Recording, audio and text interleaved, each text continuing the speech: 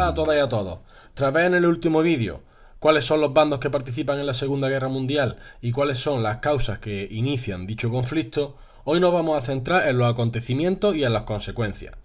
Lo primero que vamos a trabajar son las características de la guerra.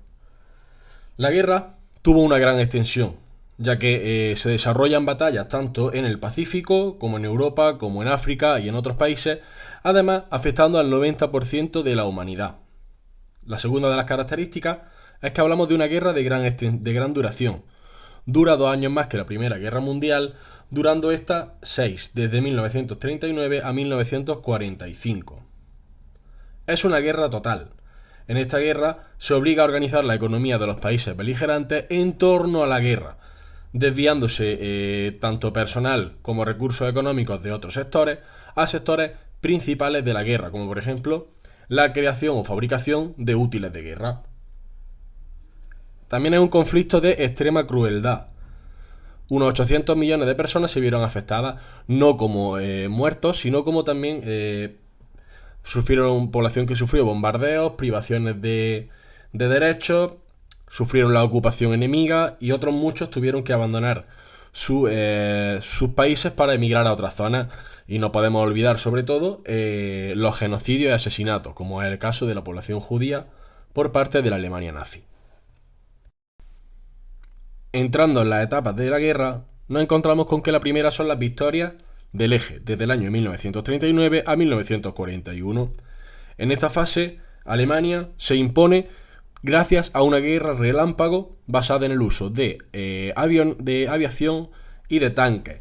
Esta victoria también se produjo gracias a que en el frente oriental, acordaos que Rusia, la URSS, había firmado antes del inicio de la guerra el Pacto Germano-Soviético de No Agresión, o Pacto Ribbentrop-Molotov. Gracias a este pacto, Alemania podía centrar todas sus fuerzas en el frente occidental, en la frontera con Francia. Este ataque relámpago llevó a las tropas alemanas a ocupar incluso la capital francesa y obligó a la creación de un gobierno francés colaboracionista, ¿vale? El gobierno de Vichy. Se intentó hundir también al Reino Unido, pero no se consiguió, y en 1941 invadió a la Unión Soviética por la necesidad de recursos alimentarios y energéticos. Por su parte, Japón también entra en el conflicto mediante la destrucción de la flota estadounidense en la bahía de Pearl Harbor.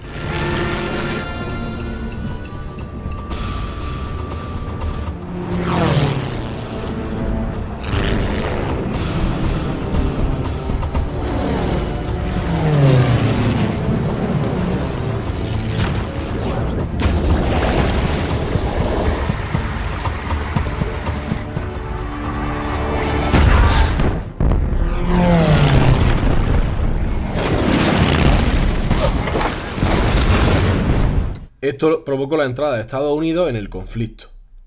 La segunda de las fases es el equilibrio de las fuerzas, de 1941 a 1943.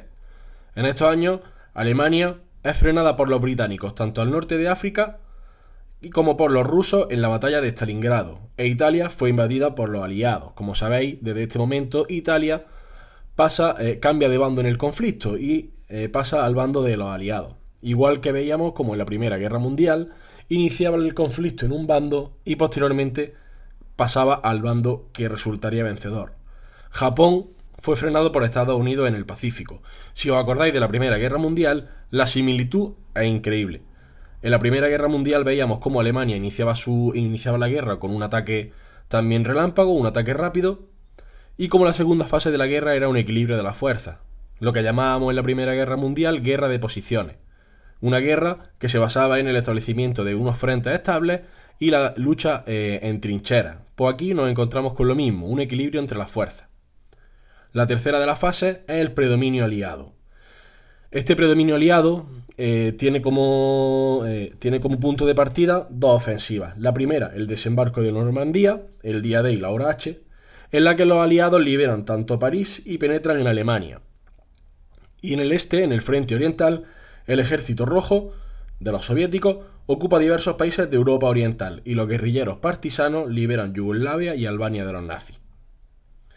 En el Pacífico, Japón se retiraba de Birmania, Filipinas y China tras las batallas de Iwo Jima y de Guadalcanal. Y finalmente, en un acto prácticamente innecesario, Estados Unidos le asestaba el golpe final con el bombardeo de las ciudades de Hiroshima y Nagasaki con las ya famosas Little Boy y Fat Man.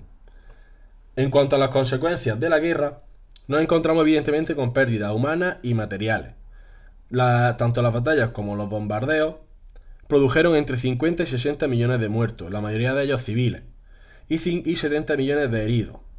Además, como ya hemos dicho al principio de este vídeo, se producen millones y millones de desplazados. Se estipula que fueron en torno a unos 40 millones de personas los que tuvieron que abandonar sus casas, sus ciudades o sus países en busca de un nuevo hogar. Por otro lado, nos encontramos con las repercusiones políticas. Estas repercusiones suponen la desaparición de monarquías europeas, el fin de los totalitarismos y sobre todo la revitalización de los sistemas democráticos, que la población los ve como la solución ante estos totalitarismos. Se establece también un nuevo orden mundial que va a estar protagonizado por dos potencias. La primera de ellas, Estados Unidos, liderando al bloque capitalista, y la segunda, la Unión Soviética, liderada por Rusia, que a su vez lidera el bloque con sistema económico comunista. Ambas, tanto Estados Unidos como la Unión Soviética, son las grandes vencedoras del conflicto. Y por último nos encontramos, como no, con los cambios territoriales, es decir, los cambios en cuanto a las fronteras. Los tratados de paz configuran un nuevo mapa en Europa. Muchos países ampliaron sus fronteras y otros muchos redujeron sus territorios. Espero que os sirva y que estudiéis de cara al examen.